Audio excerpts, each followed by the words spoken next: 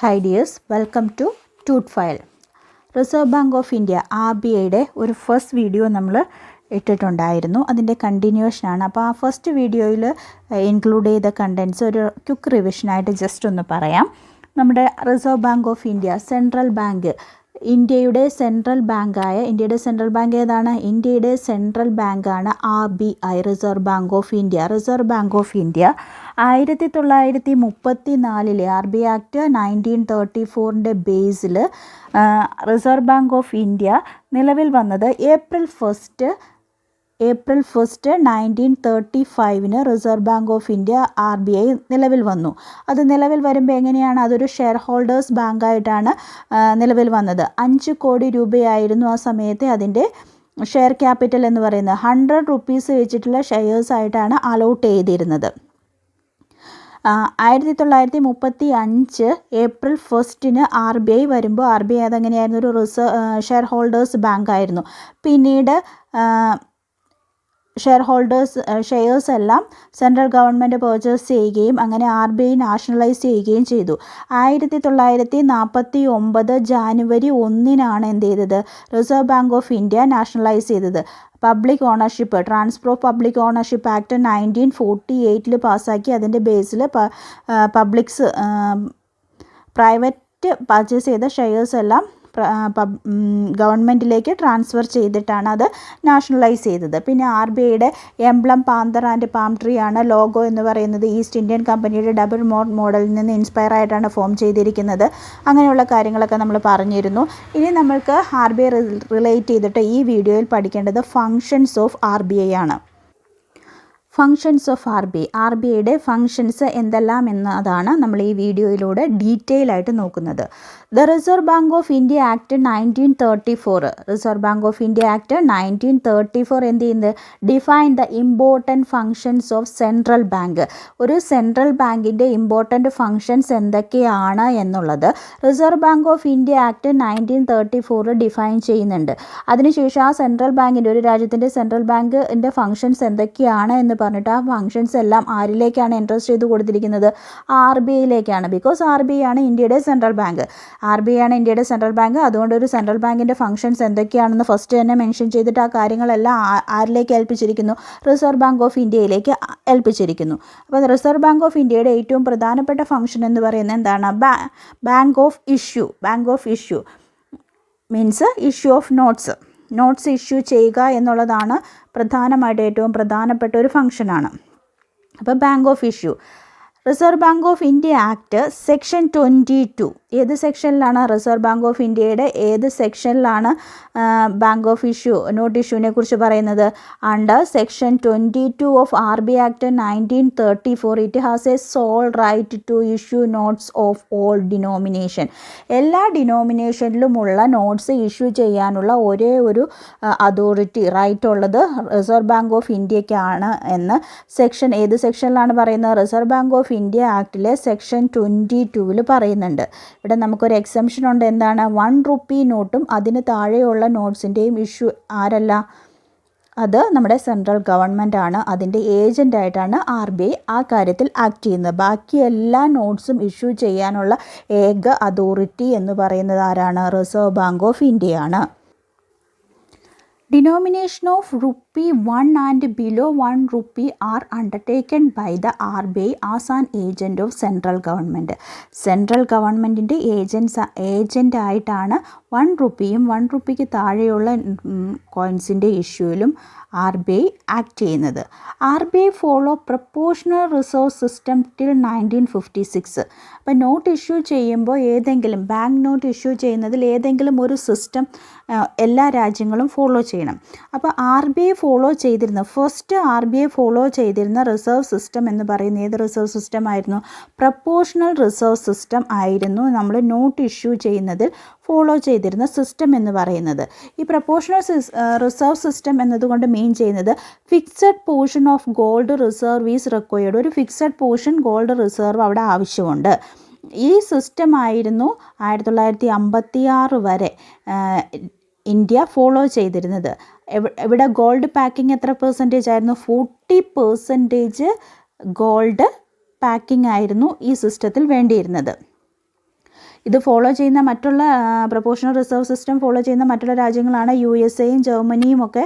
USA and Germany, USA-യും ജർമ്മനിയും ഒക്കെ എന്താണ് proportional reserve സിസ്റ്റമാണ് ഫോളോ ചെയ്യുന്നത്. അപ്പോൾ ഇന്ത്യ 1956 വരെയാണ് പ്രൊപ്പോർഷണൽ റിസർവ് സിസ്റ്റം ഫോളോ ചെയ്തിരുന്നത് നോട്ട് ഇഷ്യൂ ചെയ്യുന്ന കാര്യത്തിൽ. അതിനുശേഷം ഇന്ത്യ ഏത് സിസ്റ്റത്തിലേക്ക് കൺവേർട്ട് ചെയ്തു?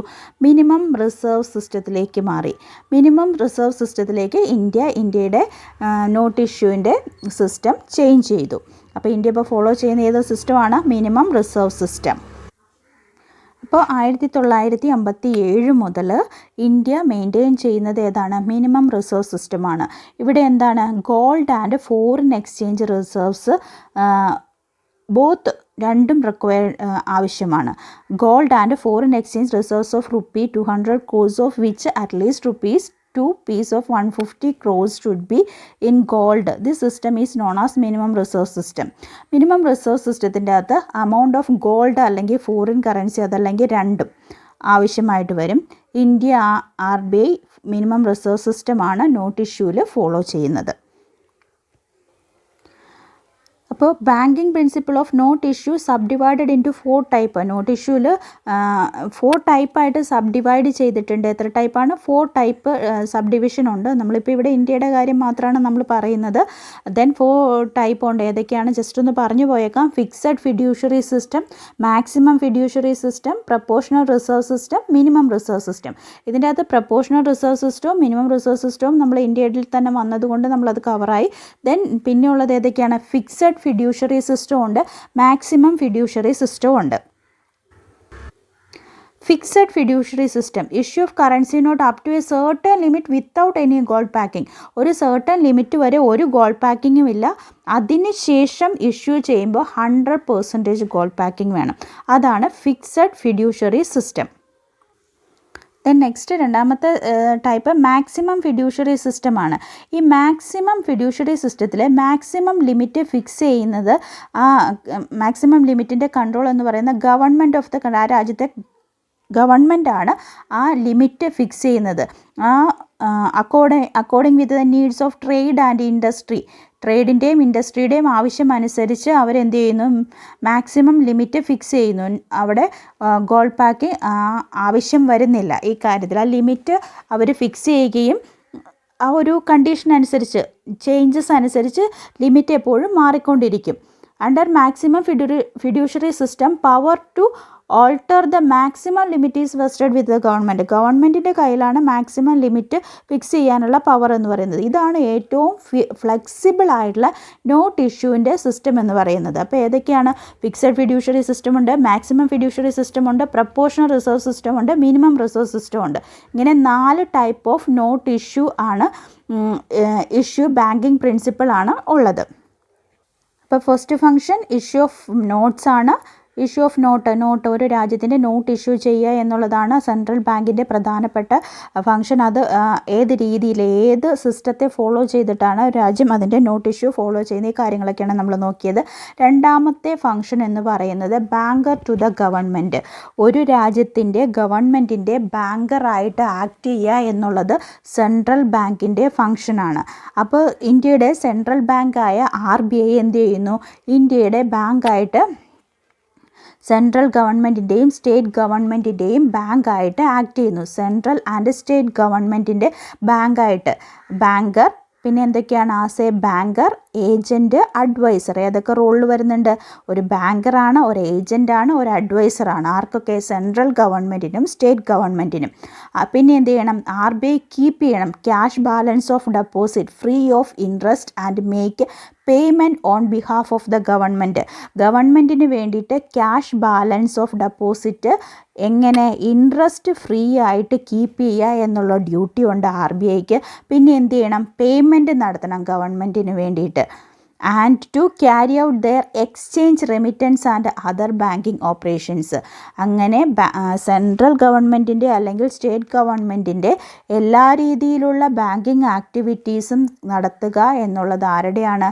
RBIയുടെയാണ്. പേയ്മെൻറ്റ് ഗവൺമെൻറ്റിന് വേണ്ടിയിട്ടുള്ള പേയ്മെൻറ്റ് കൊടുക്കണം, എക്സ്ചേഞ്ച് റെമിറ്റൻസ് ചെയ്യണം, ബാങ്കിങ് ഓപ്പറേഷൻസ് എല്ലാം നടത്തേണ്ട ഡ്യൂട്ടി എന്ന് പറയുന്നത് RBIയിൽ നിക്ഷിപ്തമാണ്. Next it also help both the government to float new loans to manage public ഡെപ്റ്റ്. Public ഡെപ്റ്റ് manage ചെയ്യാൻ വേണ്ടിയിട്ട് പുതിയ ലോണുകളെ ഫ്ലോട്ട് ചെയ്യുക എന്നുള്ളതും ഗവൺമെൻറ്റിന് വേണ്ടിയിട്ട്, ഗവൺമെൻറ്റിനെ ഹെൽപ്പ് ചെയ്യാൻ വേണ്ടിയിട്ട്, അതും ആരുടെ റെസ്പോൺസിബിലിറ്റിയാണ്? RBIയുടെ ഡ്യൂട്ടിയാണ്. Next it advances to the government. ഗവൺമെൻറ്റിന് എന്ത് കൊടുക്കുന്നു? അഡ്വാൻസ് കൊടുക്കുന്നു. എത്ര ദിവസത്തേക്ക്? 90 ദിവസത്തേക്ക്. 90 ദിവസത്തേക്കുള്ള അഡ്വാൻസ് കൊടുക്കുകയും act as a adviser to the government, ഗവൺമെൻറ്റിൻ്റെ അഡ്വൈസറായിട്ട് ആക്ട് ചെയ്യുകയും ചെയ്യുക എന്നുള്ളത് RBIയുടെ ഡ്യൂട്ടിയാണ്. അപ്പോൾ RBIയുടെ രണ്ടാമത്തെ ഫങ്ഷനാണ് ബാങ്കർ ഓഫ് ദ ഗവൺമെൻറ്, നമ്മുടെ ഗവൺമെൻറ്റിൻ്റെ ബാങ്കറായിട്ട് ആക്ട് ചെയ്യുക എന്നുള്ളത്. നെക്സ്റ്റ് മൂന്നാമത്തെ ഫംഗ്ഷൻ എന്ന് പറയുന്നത് bankers bank and lender of last resort. ബാങ്കുകളുടെ ബാങ്കായിട്ട് ആക്ട് ചെയ്യുക, പിന്നെ ലെൻഡർ ഓഫ് ലാസ്റ്റ് റിസോർട്ട്, അവസാനം കടം കിട്ടുന്ന സ്ഥലമാണ് ബാങ്കുകൾക്ക് ഏത്? RBI എന്ന് പറയുന്നത്. According to the provision of banking regulation act 1949, banking regulation act 1949 പ്രകാരം ഷെഡ്യൂൾഡ് ബാങ്ക് എന്ത് ചെയ്യണം? എല്ലാ ഷെഡ്യൂൾഡ് ബാങ്ക്സും എന്ത് ചെയ്യണം? RBIയിൽ ക്യാഷ് ബാലൻസ് മെയിൻറ്റെയിൻ ചെയ്യണം. അവരുടെ ടൈം ലയബിലിറ്റീസിൻ്റെ ഇത്ര പെർസെൻറ്റേജ് എന്ത് ചെയ്യണം? ക്യാഷ് ബാലൻസ് RBIയിൽ മെയിൻറ്റെയിൻ ചെയ്യണം. പിന്നെ എന്ത് ചെയ്യാം? ഷെഡ്യൂൾഡ് ബാങ്കിന് RBIയിൽ നിന്ന് കൊമേഴ്ഷ്യൽ പേപ്പേഴ്സ് ഡിസ്കൗണ്ട് ചെയ്ത് ക്യാഷ് ബോറോ ചെയ്യാം. അതാണ് ലെൻഡർ ഓഫ് ലാസ്റ്റ് റിസോർട്ട്. ബാങ്കുകളെ സംബന്ധിച്ച് ബാങ്കുകളുടെ ലെൻഡർ ഓഫ് ലാസ്റ്റ് റിസോർട്ട് ആരാണ്? RBI ആണ്. Next controller of credit. RBI ആരാണ്? ക്രെഡിറ്റിൻ്റെ കൺട്രോളറാണ് RBI എന്ന് പറയുന്നത്. RBI has the power to influence the volume of credit created by the bank through the qualitative credit control measures. RBIയുടെ qualitative credit control measures പ്രകാരം എന്ത് ചെയ്യാം? RBIക്ക് വോളിയം ഓഫ് ക്രെഡിറ്റ് ക്രിയേറ്റ് ചെയ്യാനുള്ള പവറുണ്ട്. RBI can also influence the commercial banks in order to provide more credit for the priority sectors and for productive activities through qualitative credit control measures. RBIക്ക് എന്ത് ചെയ്യാം? Influence ചെയ്യാം commercial ബാങ്കുകളെ. എന്തിനു വേണ്ടിയിട്ട്? In order to provide more credit for the priority sectors. Priority സെക്ടേഴ്സിന് കൂടുതൽ credit കൊടുക്കാൻ വേണ്ടിയിട്ട് കൊമേഴ്ഷ്യൽ ബാങ്കിനെ RBIക്ക് ഇൻഫ്ലുവൻസ് ചെയ്യാം. പിന്നെ എന്തിനും? പ്രൊഡക്റ്റീവ് ആക്ടിവിറ്റീസിന് ലോൺ കൊടുക്കാനും RBIക്ക് എന്ത് ചെയ്യാം? കൊമേഴ്ഷ്യൽ ബാങ്കുകളെ ഇൻഫ്ലുവൻസ് ചെയ്യാം. അതിന് വേണ്ടിയിട്ട് RBI ഉപയോഗിക്കുന്ന ഏത് ക്രെഡിറ്റ് കൺട്രോൾസ് ആണ്? ക്വാളിറ്റേറ്റീവ് ക്രെഡിറ്റ് കൺട്രോൾസ് ആണ്. RBIയുടെ ക്രെഡിറ്റ് കൺട്രോൾ രണ്ട് രീതിയിലുണ്ട്. ഏതൊക്കെയാണ്? ക്വാണ്ടിറ്റേറ്റീവ് ക്രെഡിറ്റ് കൺട്രോളും ക്വാളിറ്റേറ്റീവ് ക്രെഡിറ്റ് കൺട്രോളും. Quantitative methods and qualitative methods are used for credit control by RBI. RBI credit കൺട്രോളിന് ഏതൊക്കെ ഉപയോഗിക്കുന്നുണ്ട്? ക്വാണ്ടിറ്റേറ്റീവും ക്വാളിറ്റേറ്റീവും ഉപയോഗിക്കുന്നുണ്ട്. ക്വാണ്ടിറ്റേറ്റീവ് ഉപയോഗിക്കുന്നുണ്ട്, ക്വാളിറ്റേറ്റീവും ഉപയോഗിക്കുന്നുണ്ട്. ക്വാണ്ടിറ്റേറ്റീവ് മെത്തേഡ് എന്ന് പറയുന്നത് bank rate policy, open market operation, variable reserve system. Variable reserve system ഏതൊക്കെയാണ്? CRR, SLR, ഇതൊക്കെയാണ് ക്വാണ്ടിറ്റേറ്റീവ് മെത്തേഡ്സിൽ വരുന്നത്. ക്വാളിറ്റേറ്റീവ് ക്രെഡിറ്റ് കൺട്രോളിൽ ഏതൊക്കെയാണ് വരുന്നത്? Control of marginal requirement, moral suasion, credit rationing, direct action, differential interest rate, credit authorisation scheme, credit liberalisation, regulation of consumer credit. ഇതൊക്കെയാണ് qualitative മെത്തേഡ്സിൽ വരുന്നത്. ഈ ക്വാളിറ്റേറ്റീവ് മെത്തേഡ്സ് ഉപയോഗിച്ച് എന്ത് ചെയ്യാം? കൊമേഴ്ഷ്യൽ ബാങ്കുകളെ ഇൻഫ്ലുവൻസ് ചെയ്യാൻ സാധിക്കും RBIക്ക്. അഞ്ചാമത്തെ ഫംഗ്ഷൻ ഓഫ് RBIയുടെ ഫംഗ്ഷൻ എന്ന് പറയുന്നത് custodian of foreign exchange. Foreign എക്സ്ചേഞ്ചിൻ്റെ കസ്റ്റോഡിയൻ ആരാണ്? RBI ആണ്. ഒരു രാജ്യത്തിൻ്റെ സെൻട്രൽ ബാങ്കാണ് custodian of foreign exchange. RBI has the responsibility to maintain the official rate of exchange.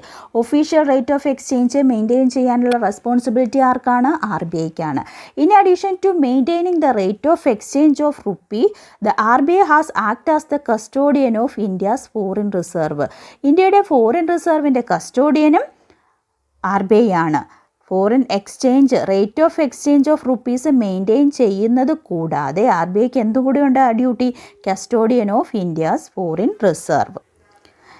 അപ്പോൾ RBIയുടെ സൂപ്പർവൈസറി ഫംഗ്ഷൻ RBI 1934 ആക്റ്റും 1949 ആക്റ്റും ഒക്കെ RBIക്ക് എന്ത് കൊടുക്കുന്നു? പവർ കൊടുക്കുന്നു. എന്തൊക്കെ കാര്യങ്ങൾ ചെയ്യാൻ വേണ്ടിയിട്ട്?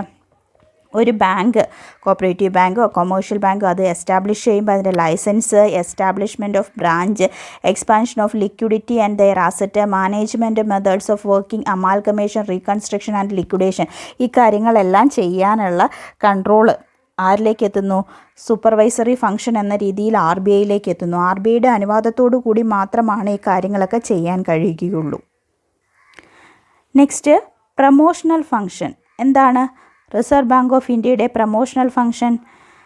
RBI has to promote banking habit, extend banking facilities to rural and the semi urban area. എങ്ങോട്ടൊക്കെയാണ് ബാങ്കിങ് ഹാബിറ്റ് RBI എക്സ്റ്റെൻഡ് ചെയ്യേണ്ടത്?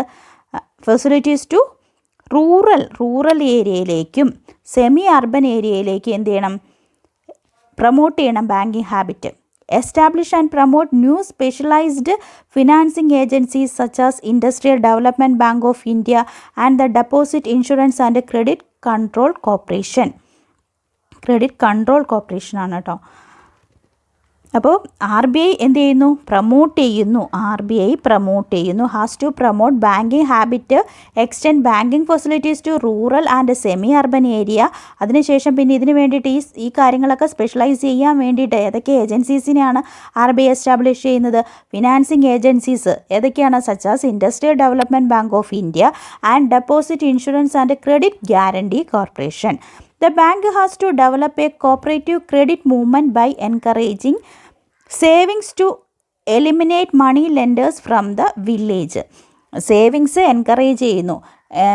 ഇടനിലക്കാരെ, മണി ലെൻഡേഴ്സിനെ എന്ത് ചെയ്യുന്നു? എലിമിനേറ്റ്, വില്ലേജുകളിലൊക്കെയുള്ള ഇടനിലയ്ക്ക് ക്യാഷ് കൊടുക്കുന്ന മണി ലെൻഡേഴ്സിനെ എലിമിനേറ്റ് ചെയ്യാൻ വേണ്ടിയിട്ട് ക്രെഡിറ്റ് സേവിങ്സ് ഹാബിറ്റ് എന്ത് ചെയ്യുന്നു? എൻകറേജ് ചെയ്യുന്നു.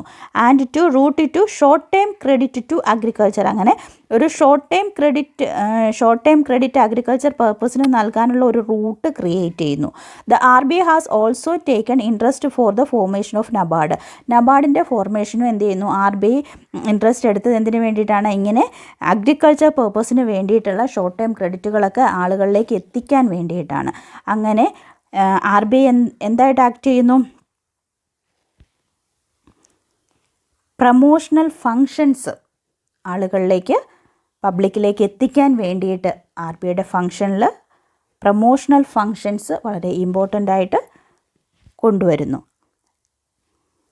അപ്പോൾ RBIയുടെ ഫങ്ഷൻസ് എല്ലാം ക്ലിയറായി എന്ന് വിചാരിക്കുന്നു. ഡൗട്ട്സ് ഉണ്ടെങ്കിൽ കമൻറ്റ് ചെയ്യുക. അടുത്ത വീഡിയോയിൽ അത് ക്ലിയർ ചെയ്യുന്നതായിരിക്കും. Thank you.